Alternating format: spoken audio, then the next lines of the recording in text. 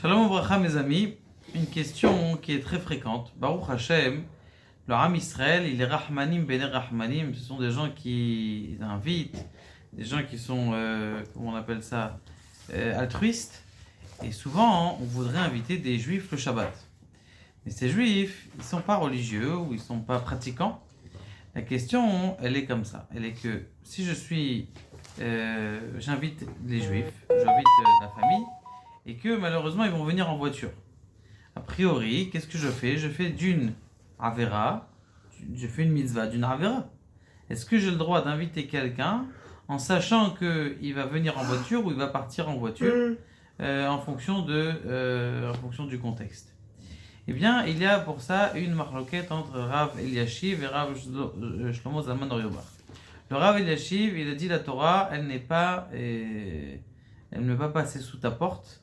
Et donc, à partir du moment où il va avoir un Chilul Shabbat, du fait que tu l'as invité et que tu lui as dit de venir, eh bien, dans ce cas-là, c'est interdit.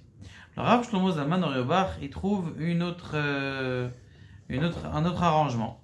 Et il dit comme ça.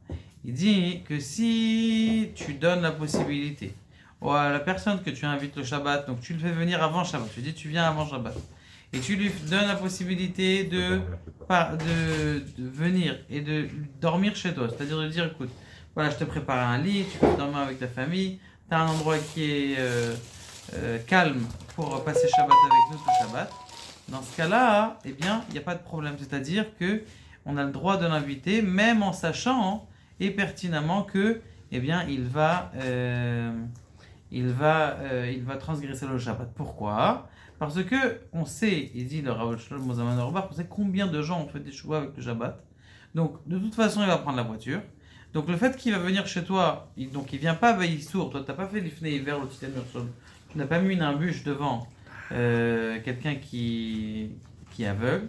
Ce que tu as fait, tu l'as dit de venir avant Shabbat. Donc, il est venu avant Shabbat. Après Shabbat, tu lui as donné la possibilité de venir dormir chez toi, d'avoir une chambre qui est préposée pour lui et sa famille.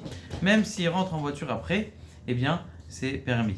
D'accord? Encore une fois, il faut être vrai dans le sens où je l'ai invité et je sais qu'il a la possibilité de dormir. C'est pas que j'ai 3 chambres à la maison, on est déjà 10 qui habitent dans l'appartement et qu'il n'y a pas de plutran. Oui, bon, je vais lui mettre un matelas où il va dormir sur le canapé et donc ça va jamais le faire. Dans ce cas-là, c'est interdit. Mais s'il y a bien cette possibilité qu'il dorme chez moi, potentiellement, eh bien c'est permis et que Be'ezrat Hashem, jusqu'à ce que les Juifs fassent tous teshuva. Baruch Adonai, Le'olam, Amen, Amen.